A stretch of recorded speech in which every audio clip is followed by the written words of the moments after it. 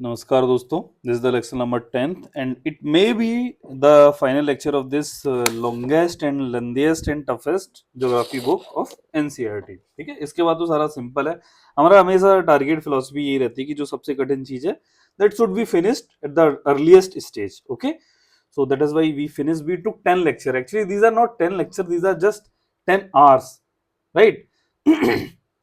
ये क्या है, 10 घंटे हैं अपने, है ना। इसको अगर 3 घंटे का लेक्चर 3 घंटे का लेक्चर समझ लो तो 10 आवर्स हो गए, है ना। 10 आवर्स हो गए, वो लिखो तो 10 घंटे हैं, 10 लेक्चर्स हैं, समझ रहे हो ना। मैं ट्राई करूंगा कि with in this lecture only, 2 lectures पे ना बढ़ाया जाए, with in this lecture only I will wind up this book. ठीक है, बहुत ज्यादा बड़ी है, कुछ सिंपल सा बचा है। चलो, the topic says, the chapter number 12 is word climate and climate change. सबको पता है क्लाइमेट चेंज क्या है, वर्ड की क्लाइमेट क्या है। ठीक है, फिर भी थोड़ी बहुत चीजें देख लेते हैं, बाकी लेवल 2 में ज्यादा चीजें आएंगी। कोप्पन का जो ये होता है ना, ये ज्यादा आपको नहीं पढ़ना, डिटेल में नहीं जाना, अननेसेसरी हम लोग दिमाग में वी विल टेक बर्डन, है ना। तो ये ए जैसे these type of things you don't need to remember all these things, neither they are asked in prelims nor in mains.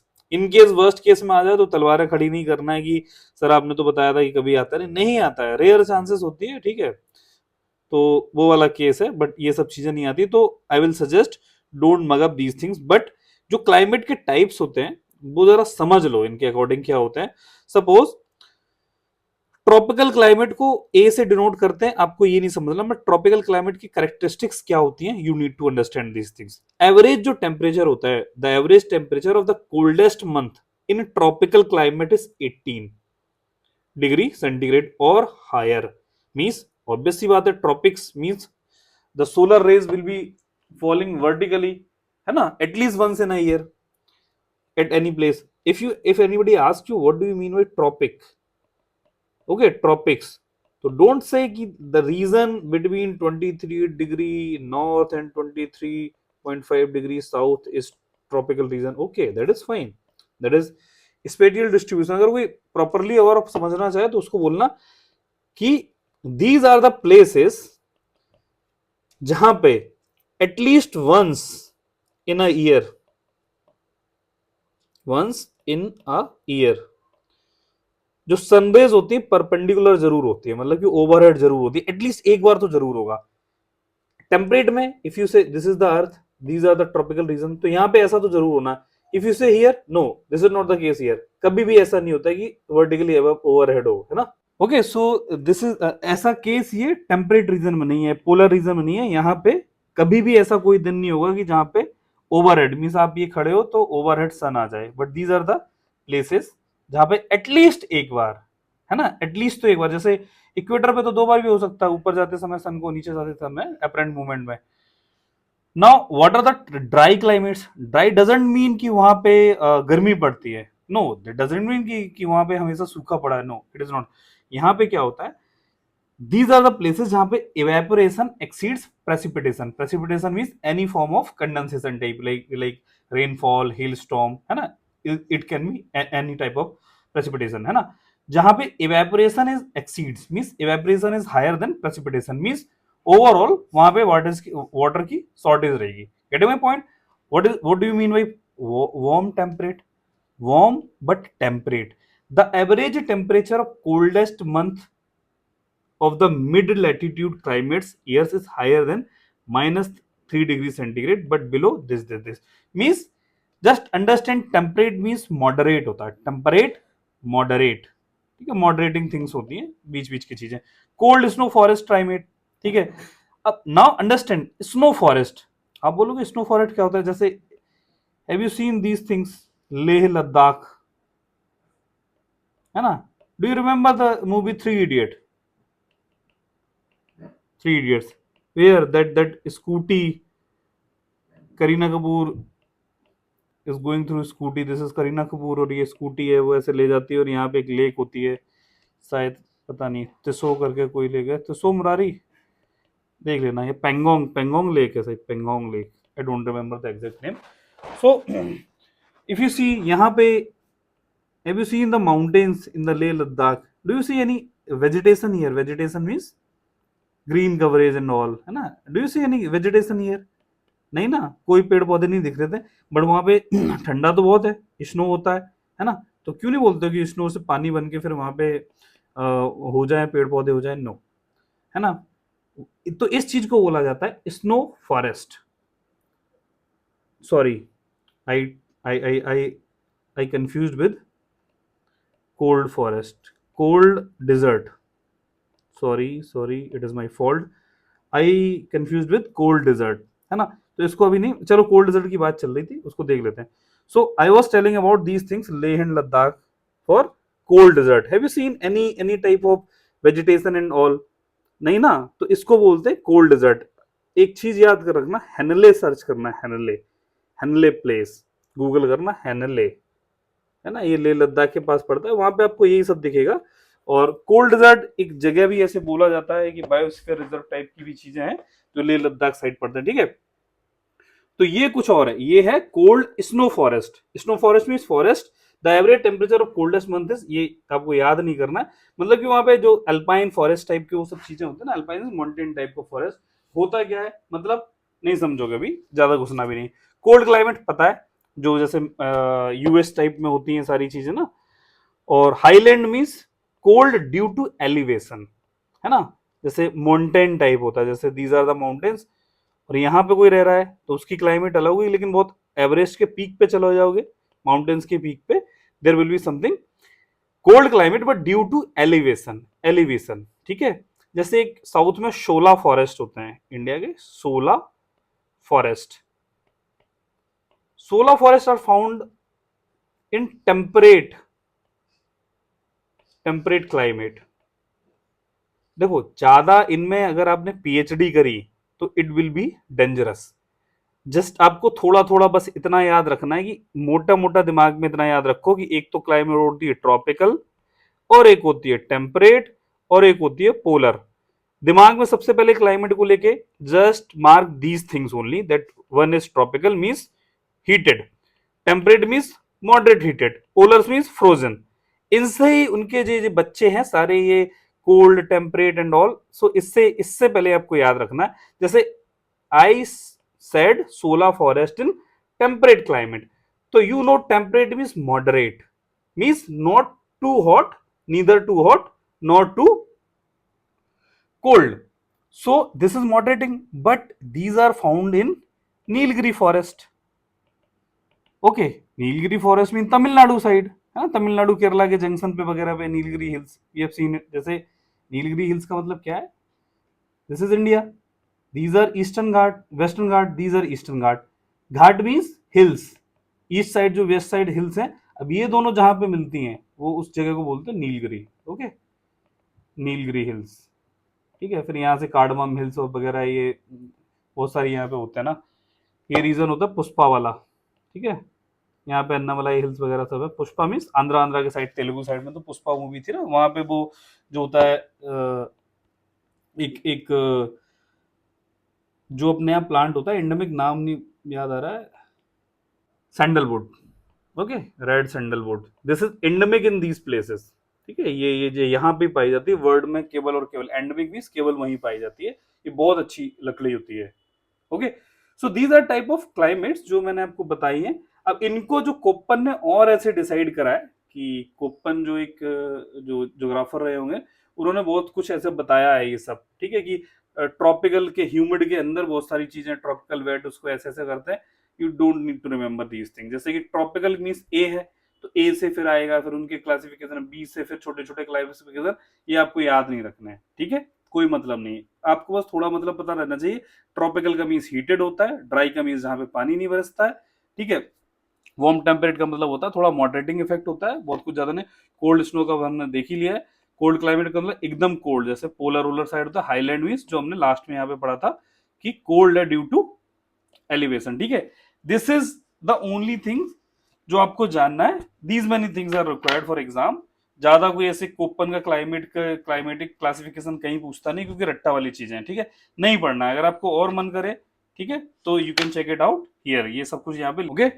अब मेन चीजें जो पढ़ाने की हैं वो उस पे आते हैं, इसको आप पढ़ लेना अगर आपको लग रहा है कि हाँ you need to remember all these things, but this is wastage of time, मेरा नहीं आपका भी, अगर इसको बहुत ज्यादा आप डिटेलिंग में जाओगे, ठीक है, क्लाइमेट चेंज पे अभी नहीं रखते हैं हम, सीधे नेक्स्ट चैप्टर पे जाने के मैं सोच रहा हूँ। क्लाइमेट चेंज क्या होता है आपको पता है, बहुत कुछ सबको अच्छे से पता है, कंसेप्चुअल चीजें पढ़ते हैं। कॉजेस क्या है, वही ग्रीन हाउसेस गैसेस है, कुछ नेचुरल गैसेस भी कॉजेस हो सकते हैं, जैसे सन स्पॉट में क्या होता है, एश जैसे देखो क्या क्या हो सकता है, इसको देख लो। कॉजेज ऑफ क्लाइमेट चेंज क्या होता है, क्लाइमेट चेंज का मतलब कि कहीं की climate, there are two things, first is weather and another thing is climate. ठीक है, understanding these points, this is kind of a pimple on your body, but these are chicken pox marks. What do you understand by these things? Chicken pox marks ये permanent है, ठीक है, ये temporary है, pimple चला जाएगा यार अपने को। ठीक है, कोई भी फ्रूट लेके आ जाओ, जो ये सब लोग ऐड करते हैं कि ये लेके आ जाओ, कुकुम्बर वगैरह घिस दो, ये सब हट जाता है पिंपल वगैरह। But these things, climate, climate जो होता है कि कोई पर्टिकुलर रीजन की लॉन्ग टर्म वेदर, ठीक है, लॉन्ग टर्म में जो होता है ना कि यहाँ की हॉट क्लाइमेट है भाई, permanent it will be hot only, है ना। लाइक यू कैन नॉट से कि जम्मू कश्मीर की climate it is hot warm, no it is cold. But weather, weather Jammu Kashmir में एक कभी कभी कुछ दिन के लिए हो सकता है, गर्मी पड़ रही होती है, कोल्ड कोल्ड वेदर है, हॉट वेदर है ना। तो शॉर्ट टर्म की चीजें so called weather, however for longer term it is climate. So the climate is changing. So it is a global phenomena. It is not a regional. Climate changing means worldwide it is changing. मतलब permanently अब कुछ change हो रहा है. So it can be due to astronomical activities. Means जो natural activities हैं, जो solar system है, there can be some terrestrial activities as well. Terrestrial means anthropogenic causes. Anthro means आदमी, है ना। एंथ्रोपोलॉजी में क्या पढ़ते हो, सब कुछ आदमियों के बारे में पढ़ते ना। तो क्या होता है देखो, नेचुरल कॉजेस क्या होता है, सन स्पॉट साइकिल होती है। Sun spots are dark and cooler patches. Remember cooler patches means there is a sun. ये सन है, इसका ये हेलियोस्फीयर होगा। Helio whenever you see word helio, that is related to sun. So if you see there are some patches on sun, okay, so these are some patches. Its temperature is lesser than the nearby temperature. Remember, lesser, cooler. It is cooler. Okay, so sun, इनकी वजह से climate change होता है। Sun spots are dark and cooler patches on the sun which increase and decrease in cyclic manner. Something, if I remember, then 11 years. It was in news of some 3 or 4 years back. So they repeat themselves, है ना। तो सन spot cycle बोलते हैं।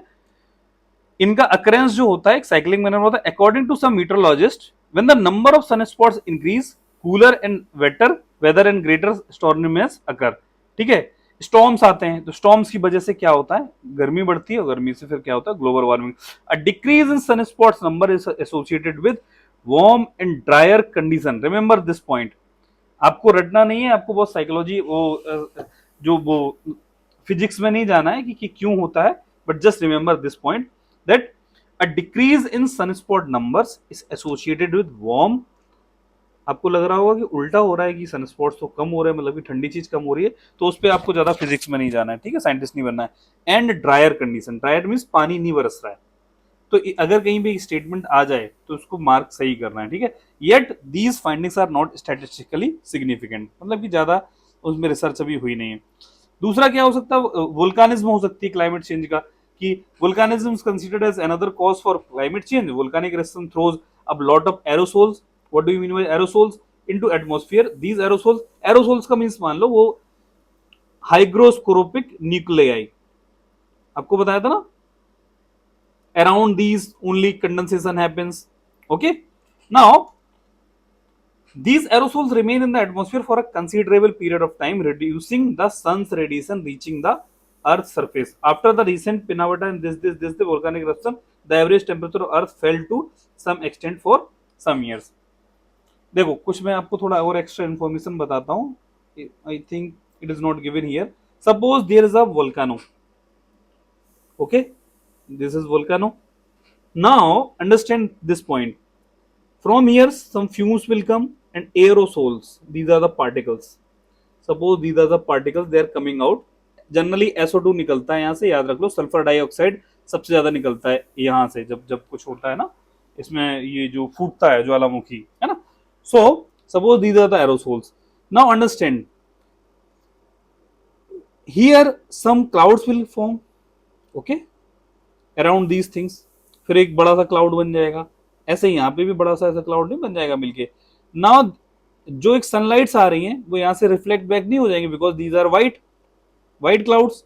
White cloud से क्या हो जाएगा, reflection means albedo, albedo is high of whiter surface, correct. So यहां से लाइट वापस चलेगी तो क्या होगा, नीचे तो सनलाइट नहीं आ पा रही ना, there is no sunlight in the bottom, और it is reduced. If it is not completely out, then it is reduced. Okay, so at the ground level, this heating or this warming will be lesser, right? So that is why, again, if you say like this कि ये cloud बना, इनसे पानी बरस गया, पानी बरस गया, so these aerosols और these जो ज्वालामुखी और these वुल्कनिज्म है, it is helping for cooling the earth। समझ में आ रहा है? यहाँ पे नहीं लिखा है, अगर कहीं लिखा हो, अगर कहीं आपने पढ़ा हो तो देख लेना, these are the reasons aerosols का, ठीक है। But the most anthropogenic effect on the climate is increasing trend in the consideration of green house gases. So this is important, ठीक है। आपको पता है ग्रीन हाउस गैसेस क्या होता है, मैंने आपको बता चुका है, ये आप पढ़ सकते हो। ग्लोबल वार्मिंग का मतलब फिर क्या होता है कि due to presence of green house gases, मतलब कि मैंने आपको देखो बताया था, इसको पढ़ने की जरूरत है नहीं, मैं फिर से एक बार बता दे रहा हूं। This is sun, okay, this is earth, यहां से कुछ गैसेस होती हैं, यहाँ पे गैसेस का कंसंट्रेशन होता है, ठीक है। बट यहाँ से जो शॉर्ट टर्म रेडिएशन आता है तो ये यहाँ पे हीटअप होता है and it is radiated back towards the sun in the form of IR, infrared waves. But the chamber of this CO2 and green house gases, ये यहाँ पे क्या करता है, इन लोगों के लिए तो ये ग्रीन हाउस गैसेस ऐसी होती है, इन लोगों के लिए तो ट्रांसपेरेंट होती है, means they pass these raise, short term जो आ रहा है ना, शॉर्ट टर्म वेव्स को सन से। But for them for them for these things they become opaque. तो यहां पे तो ये ट्रांसपेरेंट है, okay, but now here it became opaque for these. So overall there is a chamber of green house gases. तो यहाँ पे क्या होती है, हीट ट्रैप्ड रहती है, हीट ट्रैप्ड रहती है, तो ऐसा समझो कि देयर इज अ रूम और वहां पे उसको क्या है, आपने यहां से ना स्टीम दे रहे हो उसके अंदर, तो आपको नहीं लग रहा है यहां से घुटन जैसी होगी कि अंदर अंदर से कुछ गरम गरम रह रहा है, बाहर सब कुछ अच्छा है ना। सो this is only green house effect, ठीक है। ये सब वही ओपेक वगैरह ये सब जो लिखा है मैं 10 बार आपको बता चुका हूं, ओके। अगेन ये सब ग्रीन हाउस गैसेस के बारे में आप पढ़ लेना, कोई बात नहीं है, बहुत जरूरी नहीं है कौन कौन सी होती है सी है, ये आप देख लेना। ये क्योटो प्रोटोकॉल, क्योटो प्रोटोकॉल, उसमें 8 गैसेस हैं, ठीक है। CO2 इंक्रीजिंग ऑर्डर में शायद CO2, CH4 और यहाँ लिखी होगी ना HFC, PFC, SF6, N2O भी होता है I think, CO2, CH4, N2O, HFC, PFC, SF6, एक कोई छूट रही है, CO2, CH4, N2O, ozone, okay. सो ये नाम आपको याद रहना चाहिए, इनका एक ग्लोबल वार्मिंग पोटेंशियल भी होता है, इनको एक इंक्रीजिंग डिक्रीजिंग ऑर्डर में इन्वायरमेंट में देखेंगे, ठीक है। सो नाउ ये सब छोटी मोटी चीजें आप पढ़ते रहो। ये चैप्टर कोई काम का नहीं था, मूड तो नहीं था, बट हाँ ठीक है, थोड़ी बहुत चीजें बताने वाली थी, बता दी। Now moving ahead with the most important chapter of this series, जो लास्ट में है, सीरीज का इंपॉर्टेंट तो निकल गया है, बट अब देखते हैं थोड़ा ओशियन वाटर के बारे में। इससे सिंपल क्वेश्चन आ चुके हैं, ये कुछ ऐसी टेबल्स आपको मिलेंगी, वहां से आ गए हैं, ठीक है। चलिए शुरुआत करते हैं। So let us understand about water on the earth, means ocean की बात कर रहे हैं, हमने बहुत कुछ एटमॉस्फेयर की बात करी है ना, now we are understanding about oceans. See ये जो टर्म लिखा है हाइड्रोलॉजिकल साइकिल, ओके, जैसे we understand biological cycle, bio means life, है ना, biological cycle we understand. So similarly hydrological cycle है कि कैसे पानी की एक साइकिल होती है, वाटर की साइकिल होती है over the earth. Water is a cyclic resource, obvious सी बात है कि यहाँ से जमीन से जाएगा, फिर ऊपर जाएगा, कंडेंसेशन होगा, इवेपोरेशन होगा, इवेपोट्रांसपिरेशन होगा, जो कि लीव्स वगैरह से होता है, ठीक है। तो ये फिर क्लाउड में जाएगा, क्लाउड से फिर रेनफॉल होगा, फिर वाटर में जाएगा, फिर धरती के अंदर जाएगा, रन ऑफ होगा, ओशन में जाएगा, ओशन से फिर इवेपोरेशन होगा, फिर वहां से प्रेसिपिटेशन होगा, कंडेंसेशन के बाद प्रेसिपिटेशन होगा, फिर ठीक है।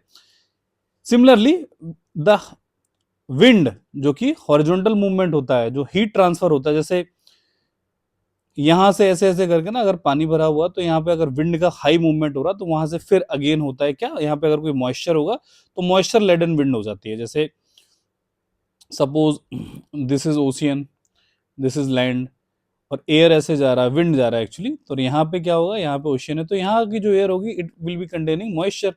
तो यहाँ से अगर ऐसे एयर निकलेगी तो it will become moisture laden wind. और मान लो अगर यहाँ पे माउंटेन्स हैं तो यहाँ से टकरा जाएगी, फिर वो पानी इकट्ठा यहाँ पे हो जाएगा, एयर में पानी बरसने लगेगा, है ना। This is so called precipitation. Clear? So we were understanding hydrological cycle. So this is all about hydrological cycle की क्या होता है, यही सब चीजें जो बता रहा हूँ वो हाइड्रोलॉजिकल साइकिल ही है ना। रन ऑफ का मतलब होता है पानी ऊपर से नीचे फैल के नीचे जा रहा है, अंडरग्राउंड फ्लो वगैरह ये सब होता है। तो इससे देखा जाए देयर इज वन थिंग कि पानी तो हर जगह है ना, ओशियन में है, लैंड के अंदर भी है, धरती के ऊपर भी है, पहाड़ों पे भी, आइस कैप्स में ना। तो this is all so called hydrosphere.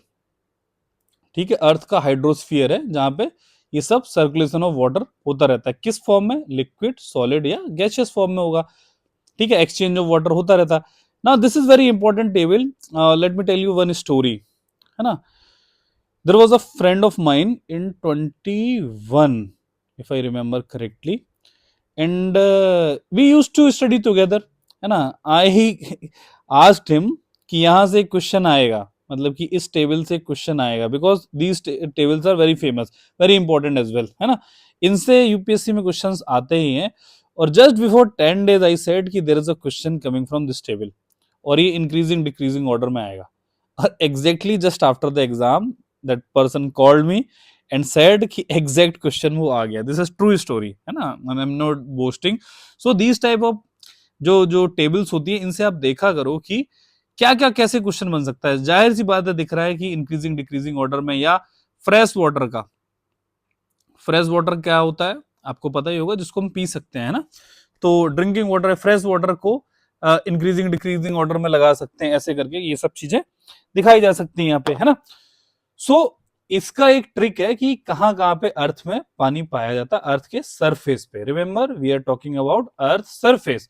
So what is the composition of earth surface water, this table tells about it only, है ना। आपके हो सकता है आपकी बुक में ये टेबल ना हो, बट अगर ना हो तो इसको बना लो, जज्बाती ना होना है, ठीक है। देखो ओशियंस, है ना, इनकी यूनिट वगैरह नहीं देखनी। First of all let us see ocean. We know about 70% of earth surface is occupied by oceans only, है ना। सो बस परसेंटेज भाई देखो हाईएस्ट इसमें है। After that ice caps and glaciers, this is single term, ice caps and glacier, it is 2.05%। Ground water, it is again ये laser है, मतलब कि नीचे की तरफ कम हो रहा है ना। Lakes, this is 0.1। Soil moisture, you know there is some soil moisture, है ना, this is 0.00, this atmosphere। now why we call it as कि एटमॉस्फेयर में भी पानी है, बिकॉज ऑब्वियस सी बात है रेनफॉल वगैरह वहीं से तो होता है ना। जैसे सपोज आपके यहाँ पे एसी होगा, ऑब्वियस सी बात है ना। नहीं भी होगा तो आप कोई क्लासरूम वगैरह में बैठे होगे, वहां पे एसी के बाहर से जो पानी देखते हो ना, पानी है वो कहाँ से आ गया, ठीक है। तो एसी में तो हम पानी नहीं भर रहे हैं कि ऐसा कोई एसी है कि हम उसमें पानी भर रहे हैं इसलिए वो ठंडा कर रहा है, ऐसा तो नहीं होता है। तो ये उससे वाटर कहाँ से आता है, ये वही तो है ना, एटमॉस्फेरिक जो जो होता है ना, रूम के अंदर की ह्यूमिडिटी, मॉइस्चर, उसको लेके हटा देता है। फिर एसी का कंसेप्ट ये होता है, ये एयर लेता है, ठीक है, एयर से क्या करता है, ऐसे ऐसे पाइप्स होते हैं इसके अंदर, है ना, तो वहां से निकालता है, उनको ठंडा करता है। ठंडा करता है ऑब्वियस सी बात है, कंडेंसेशन हो जाएगा, कंडेंसेशन हो जाएगा, वो ठंडी एयर हो जाएगी, ठंडी एयर को बाहर फेंकता है और उस जो मॉइस्चर है उस मॉइस्चर को आउट कर देता है, ठीक है। ये बाल्टी भर जाती है आपकी, you might have seen this bucket, है ना, कि तो ऐसा नहीं हम अंदर से कोई पानी डाले। तो ये क्या है, एटमॉस्फेयर जो रूम की एयर है वहां से तो वो सब निकाल रहा है, उसको मॉइस्चर को कैसे ना कैसे निकाल रहा है ना। सो ये वही है एटमॉस्फेयर जो है। अब stream and rivers, remember don't confuse with this lakes, streams and rivers एक है, आरएस वाली एक एक कैटेगरी मानना। Biosphere, biosphere means that thing, life, जहां पे लाइफ वाइफ पाई जाती है ना। तो ये है डिक्रीजिंग ऑर्डर। तो आपको डिक्रीजिंग डे इंक्रीजिंग का मैं कोड वर्ड बता रहा हूं, just recall that in the exam and it will be done. Just remember this word BRASS LGO, BRASS LGO, okay. Means ये सबसे ज्यादा होगा, ये सबसे कम होगा। तो इंक्रीजिंग ऑर्डर क्या है, बायोस्फीयर, रिजर्व, आर एस आता है, रिजर्वेंट, R S reserve, rivers and stream, atmosphere, soil, soil moisture हो गया, lakes, ground water and ice caps and glacier means, और ये हो गया ओशियंस, है ना। Now do you know one thing कि ये लेक्स का वाटर, ग्राउंड का क्या वाटर क्या होगा, फ्रेश होगा या सलाइन होगा? ऑब्वियस सी बात है, फ्रेश वाटर होता है जनरली, इन जनरल, है ना। तो इफ एनीबडी आस्क्स यू कि आइस कैप्स में भी ऑब्वियस सी बात है फ्रेश वाटर ही होता है ना।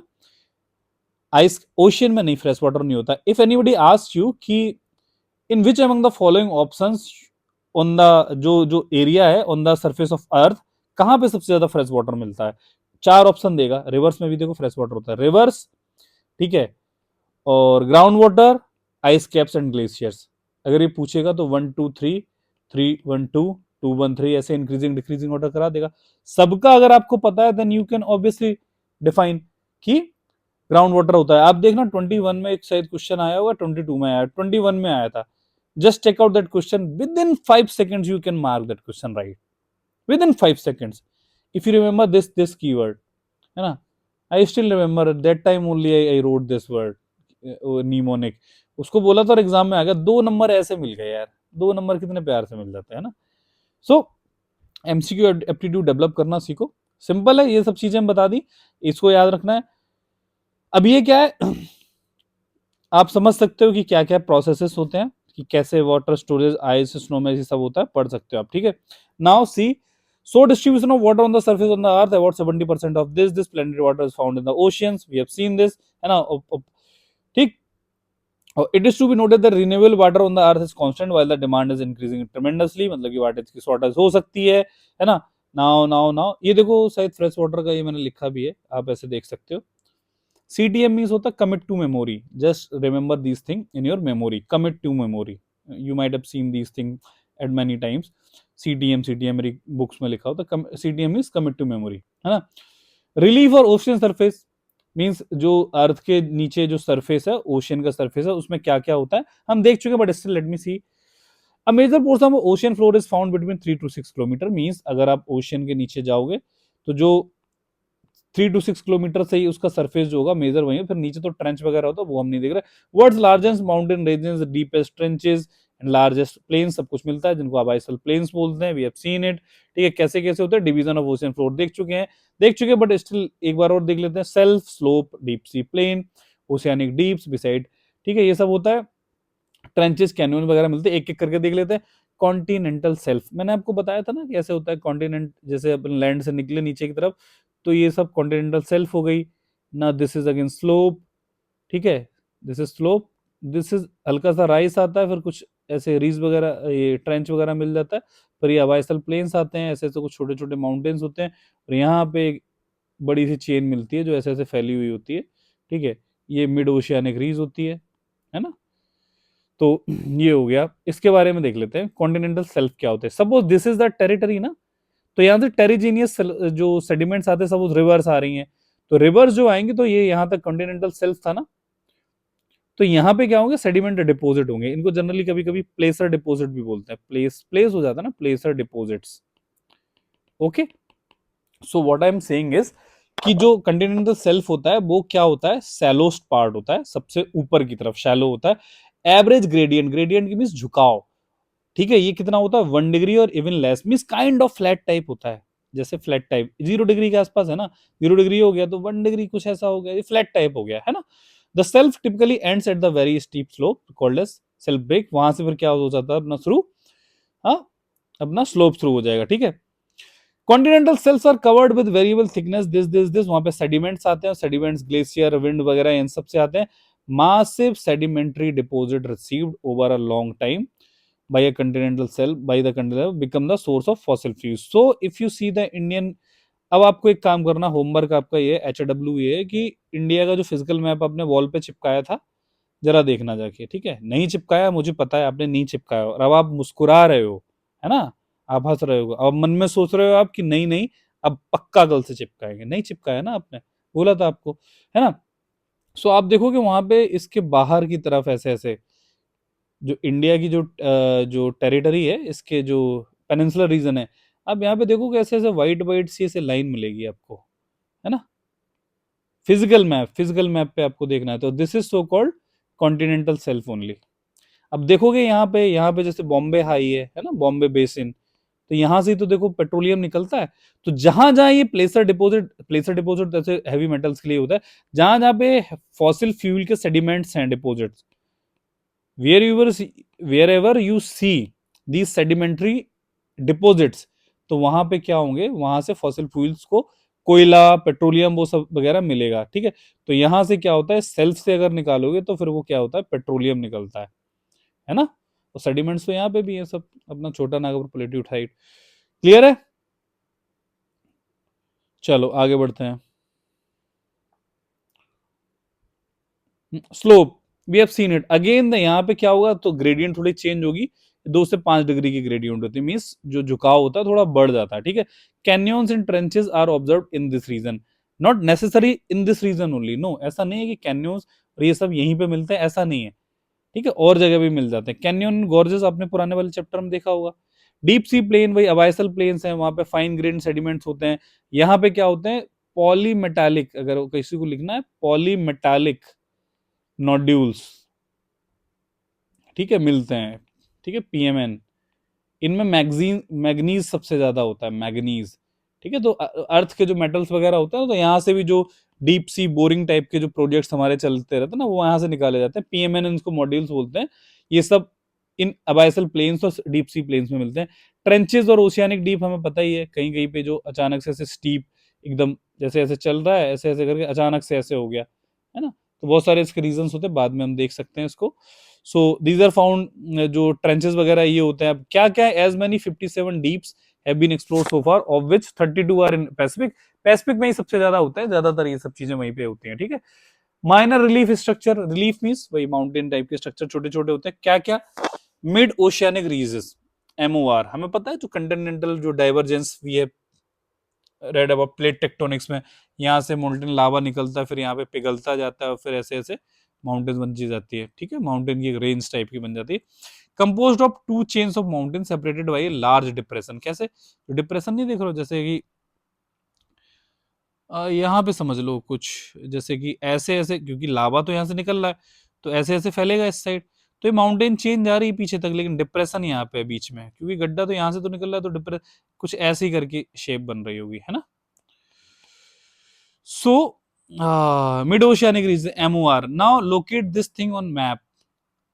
आइसलैंड क्या होता है, ठीक है, आइसलैंड को मैप करो, कहां पे, तो वहां पे अटलांटिक रीज का एक पार्ट है, ठीक है। आइसलैंड आप देखोगे ना, आपको वर्ल्ड मैप में दिख जाएगा, तो वो आपको एमओआर के आसपास दिख रहा था। सी माउंट, ऑब्वियसली बात है, सी के माउंटेन्स छोटे छोटे, submarine canyons, these are deep valleys, some comparable to Grand Canyon of Colorado River. Colorado River is in USA. Okay, they are sometimes found cutting across the continental shelves and slopes, often extending from the mouth of large river. The Hudson Canyon is best known of the, देखो Canyon अगर यहाँ पे कुछ दिख रहा है तो मैं आपको दिखा दूं, मतलब कि डीप वैली मानो, सपोज जैसे कि यहाँ से कंटिनेंटल सेल्फ थ्रू हुआ, ऐसे गया, तो कोई रिवर आ रही होगी, तो रिवर ऐसे गोल गोल कट करके निकल रही है, तो वो वैली टाइप की समझ लो, ऐसे करके माउंटेन के अंदर जो वैली जा रही है, ठीक है, तो ऐसे ऐसे राउंड होके आ रही होगी फिर यहाँ पे, तो दिस इज सो कॉल्ड कैन्योन। कैन्योन मतलब कि वैली समझो, डीप वैली ही है, ठीक है। गोयोट्स आर लाइक दिस, जो प्लेट्यू टाइप के रीजन होते हैं, सी माउंट के, फ्लैट टॉप सी माउंट हो गए ओशियन के अंदर। ओके, ना कमिंग इज इंपॉर्टेंट थिंग्स नहीं आ रही now, this is the thing जो आपको इंपॉर्टेंट पढ़ने, these all were boring things. Now एक और चीज है एटॉल। एटॉल क्या होता है, have you heard about this word, coral. Coral से कोरल रीफ्स होती हैं, है ना, कोरल रीफ्स। चलो एक बता देते हैं, कोरल इज अ, एक टिनी पॉलिप होता है, सपोज एक कोई जानवर है छोटा सा, okay, they live in a calcified skeleton, okay, calcified skeleton, this polyp, ये पॉलिप बोलते हैं, coral polyp, okay, this is a little स्पीसी, चींटी मान लो, ये कैल्सिफाइड स्कल्टन में रहते हैं, ठीक है। अब ये क्या होते हैं, स्कल्टन आपस में जुड़ते जाते हैं और ये साथ में रहते हैं, तो this is so called coral colony. अब बाद में क्या होगा, सपोज कोरल्स जो ये पॉलिप है इसकी डेथ हो गई, ठीक है, तो ये ऐसे कैल्सिफाइड स्केलेटन्स जमीन में पड़े रहते हैं ओशन में, है ना। Now over the period of time इनके ऊपर एक के ऊपर एक के ऊपर एक के ऊपर एक, और ये हंड्रेड्स ऑफ किलोमीटर तक फैलते जाते हैं, और फिर इनके ऊपर ऐसे ऐसे एक तरीके से मानो कि चट्टान बन रही है ना, the rock formation kind of thing, ठीक है। तो यही क्या होता है, अगर कोई ऐसा, अभी के तौर पे इतना ही समझो, suppose there is a island, उसके चारों तरफ ये कोरल के ऐसे पॉलिप की जो रीफ्स हैं वो अगर फैल गई, है ना, और यहाँ पे एक तरीके से डिप्रेशन टाइप का यहाँ में पानी भर गया है, ठीक है, और ये शैलो हो गया है, तो इसको बोला जाता है एटॉल। फॉर एग्जाम्पल जैसे कि अपने लक्षद्वीप में है ना, लक्षद्वीप इज, वहां पे बहुत सारे एटॉल टाइप के आइलैंड्स हैं, और फिर यहाँ पे लगून बन सकता है, लगून मीन्स जिसमें पानी भर जाए ओशन से निकल के, ठीक है। These are the low island found in the tropical oceans consisting of coral reefs surrounding a central depression, depression mean गड्ढा टाइप का। It may be a part of sea lagoon और sometimes for the enclosing a body of fresh brackish और highly saline water. समझ में आ रहा है। Temperature of ocean water हम देखते हैं, समझते हैं कैसे चेंज होता है। देखो, this section deals with the this temperature heated up by solar energy just as land. The process of heating and cooling of oceanic water is slower than land. We know this fact. Okay, कि water जो होता है जल्दी गर्म और जल्दी ठंडा दोनों ही उसकी प्रॉपर्टी होती है। नाउ इंपॉर्टेंट यहां से शुरू हो रहा है आज की क्लास की चीजें। Factors affecting temperature distribution. The factors which affect the distribution of temperature of ocean water are latitude, we know it, जितना ज्यादा लैटिट्यूड पे रहेगा, इक्वेटर से जैसे जैसे आप पोल्स की तरफ जाओगे तो टेम्परेचर कम होगा, ज्यादा होगा, it will be decreasing because वहां पे insolation कम होता है। insolation means incoming solar radiations, है ना, from sun। unequal distribution of land and water, obvious सी बात है, जहां पे ज्यादा लैंड होगा वो जल्दी गर्म हो जाता है, ठीक है। the oceans in the northern hemisphere receive more heat due to their contact with the larger extent of land than the ocean in the southern hemisphere। understand this point। यहाँ पे नहीं, लेवल 2 में हम पढ़ेंगे, बट क्या यहाँ बताना जरूरी है, चलो देख लो। चलो सपोज ऐसे समझ लो, ये नदर्न ओशियन है और ये सदर्न ओशियन है, ठीक है। सन तो एक ही है ना अपना, वो तो रिजर्वेशन देगा नहीं। यहाँ पे ज्यादा लैंड है, ठीक है, यहाँ पे कम लैंड है, ओके। तो same amount of heat is coming to south southern hemisphere, same type of heat is coming to northern hemisphere. तो ऑन एन एवरेज देखा जाए थोड़े से कम पानी में, इन लिमिटेड वाटर, ठीक है, उतनी हीट मिल रही है, एक्स अमाउंट ऑफ हीट, और यहाँ पे भी वो वाटर ज्यादा है, ठीक है, तो यहाँ पे भी उतनी हीट मिल रही है, तो ज्यादा गर्म कौन होगा। Suppose this is the cup of water, okay, and this is a tub of water, है ना। अब दोनों को अब इक्वल हीट दे रही हो, सपोज ये लोहे के हैं, प्लास्टिक के नहीं है, ठीक है, तो कौन ज्यादा गर्म हो जाएगा, ये ना। सेम अमाउंट ऑफ हीट मिल रहा है बट वॉल्यूम इसका ज्यादा है इसका कम है, तो यहाँ पे वाटर ज्यादा कम है या ज्यादा है नदर्न हेमिस्फीयर में, it is lesser as compare to the southern hemisphere means, तो कम पानी को बराबर हीट मिल रही है जो कि इसको, ठीक है। तो इसीलिए average temperature of northern hemisphere जो ओशियन है वो ज्यादा है, ठीक है। ज्यादा डिबेट में इसमें नहीं जाना है, बस इतने इतने ऐसे ऐसे चीजें समझ लो, बाकी हम बाद में देख ही लेंगे, ठीक है। प्रीवेलिंग विंड्स, हम ये टॉपिक पढ़ क्या रहे हैं, हम ये टॉपिक पढ़ रहे हैं कि हमारा जो ओशियन है, ओशियन का वो जो वाटर है उसका टेम्परेचर कैसे वेरी होता है। पहला हमने देखा लैटिट्यूड के हिसाब से, मतलब अगर कोई ओशियन हायर लैटिट्यूड पे जैसे लोकेटेड है, ट्रॉपिकल पे नहीं है, यहाँ पे लोकेटेड है और यहाँ पे लोकेटेड, एक यहाँ पे एक यहाँ पे, तो ये वाले ज्यादा गर्म होंगे, है ना, बिकॉज यहाँ पे ज्यादा हीट मिल रही है, ठीक। और हमने नदर्न हेमिस्फीयर साउथर्न हेमिस्फीयर का देख लिया है। Now prevailing wind, the winds blowing from the land towards the ocean drive warm surface away, surface water away from the coast resulting this. चलो ठीक है, इसको समझाते हैं। पेज आपको निकालना पड़ेगा, एक्स्ट्रा पेज, ठीक है। देखो, अच्छा एक किसके बारे में हम बता रहे हैं, प्रिवेलिंग विंड्स, है ना। चलो एक कंसेप्ट होता है, यहां पे नहीं मिलेगा, मैं आपको बता रहा हूं, एकमान स्पाइरल कंसेप्ट, एकमान स्पाइरल कंसेप्ट, ठीक है। प्रिंसिपल बोल दो, कंसेप्ट बोल दो, एकमान स्पाइरल प्रिंसिपल बोलो, it will be better word. बस इतना समझ लो, इसमें क्या होता है कि सपोज देयर इज अ, चलो पेरू कोस्ट है, ओके।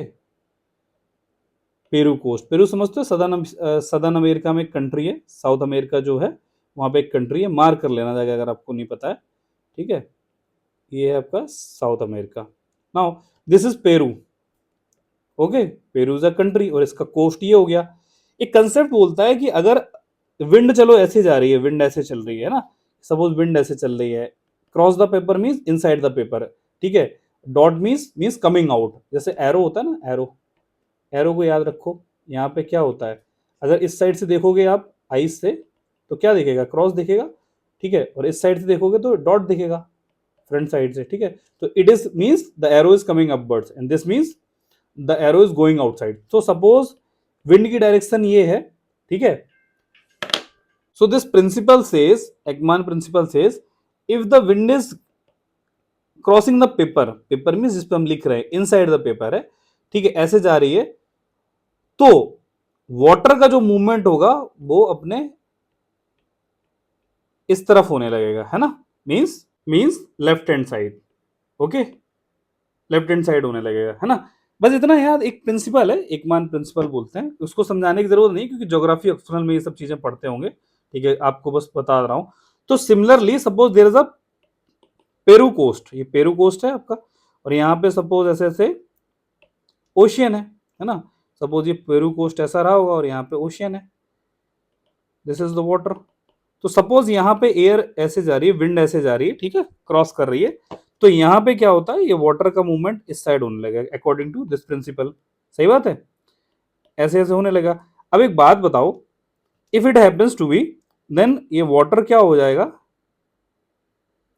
यहाँ पे एक तरीके से देखा जाएगा, जो पानी तो यहाँ चला गया सब, ठीक है, ठीक है, यहाँ पे पानी पाइलअप हो गया, पाइलअप हो गया, ये सब पानी जा रहा है, यहाँ पे कुछ गड्ढा टाइप का हो गया, तो यहां से जो कोल्ड वाटर होता है, this cold water will replace this hot water and यहाँ पे उछल के पानी नीचे से ऐसे आएगा। अगर ये पानी ऐसे जाएगा तो यहां से धक्का लग के दूसरा पानी यहां से आएगा, तो इस चीज को बोलते हो अपवेलिंग, ठीक है। तो ये क्या है, इसको बोलते हैं कोल्ड न्यूट्रिएंट रिच वाटर। चलो एक कंसेप्ट यहाँ पे हो गया, तो बाद में पढ़ते, इसको बोला जाता है अपवेलिंग, ठीक है, अपवेलिंग डाउनवेलिंग। अगर इसका उल्टा ही हो जाता तो वे दूसरी डाउनवेलिंग उसको बोलते थे। तो what I was explaining is कि जो अपवेलिंग है, तो यहां से क्या आया, ठंडा पानी ऊपर आ गया ना, इट इज कोल्ड वाटर, है ना, कोल्डर वाटर। तो जो सरफेस वाटर है ना, ये विंड की वजह से मूव हो गया है, ठीक है, तो इसीलिए इस रीजन पे यहाँ का जो टेम्परेचर होगा वो कम हो जाएगा, और यहाँ के ओशन का वाटर का टेम्परेचर भी कोस्ट का कम हो जाएगा। तो इससे हमें क्या पता चल रहा है कि प्रिवेलिंग विंड से, आप वहां पे देखोगे तो इस टाइप की विंड चलेगी पेरू को कोस्ट पे, तो प्रिवेलिंग विंड की वजह से भी टेम्परेचर कम हो जाता है, ज्यादा हो सकता है on the near the coast. Again, we have seen the temperature variation of oceanic water with prevailing wind. Now, oceanic current. What do you mean by oceanic current? We will understand within short period of time. जहां पे warm ocean current होती है, obviously बात है, near by temperature गर्म होगा, जहां पे ठंडे होंगे तो वहां पे ठंडा हो जाएगा, ठीक है। तो जैसे कि गल्फ स्ट्रीम है, ठीक है, ये क्या है, गल्फ स्ट्रीम मींस एक ओशियनिक करंट है, that is warm current. We differentiate these oceanic currents as warm currents and colder currents, ठीक है। तो ये वार्म करंट्स होता है, it raises the temperature near the eastern coast of North America and the west coast of Europe, while the Labrador current, cold current, it is lowers the temperature near the northeast coast of North America. यहाँ पे अगर कुछ बनी हो तो मैं आपको दिखा दूं, ओके। ये अभी यहाँ पे डिजाइन नहीं है, but okay, let me explain here. आपको वर्ड में बनाना आता है कुछ, ठीक है, नहीं बनाना आता तो मेरे को भी अभी नहीं आ रहा है, ठीक है, थोड़ा बहुत चलो मैं बनाने का ट्राई करता हूँ, 1 साल हो गया मेंस लिखे हुए। सो दिस इज अफ्रीका, ओके। चलो इतना ही बनाते हैं। यहाँ पे आपका ये, यहाँ से आप अरेबियन पेनिनसुला हो गया, पेनिनसुला समझते हो ना, ये आपका यूरोप, यूरोप हो गया, फाइन ना, ईयर ऐसे। अब यहाँ का मैप की कोई ज़रूरत नहीं है, यहाँ पे चाइना, ठीक है, ये रसिया ऐसे, अब ये छोड़ दो, ठीक है, ये Australia. Now focus here, this is equator. एक जैसे यहां से क्या होता है, अभी मैं डिटेल में एक्सप्लेन करूंगा। एक फ्लोरिड, हम कौन सी करंट देख रहे हैं, gulf stream. Gulf stream is the warm current, यहां से निकल के ऐसे ऐसे जाती है, ठीक है। तो सपोज ये गल्फ स्ट्रीम है, तो ये अगर यूएस है तो यूएस का जो ईस्टर्न कोस्ट है, यहाँ पे क्या होता है, वार्मनेस मिलेगी, वार्मनेस, है ना, अगर ये वार्म करें, क्योंकि इक्वेटर से आ रही है, हम अभी डिटेल में बताएंगे। सिमिलरली ये मेरे कुछ इसमें हो गया है, आईपैड चल नहीं रहा है, I don't know what happened, move क्यों नहीं कर रहा है ये, just hold on hold on hold on, sorry आज कुछ ज़्यादा ही चीज़ें हो रही हैं, इश्यूज आ रहे हैं। Okay okay, where it has gone, fundamentals of geography, it is not moving, why it is so, 1 minute रुकना है आप लोगों को, है ना, होल्ड कर सकते हो आप।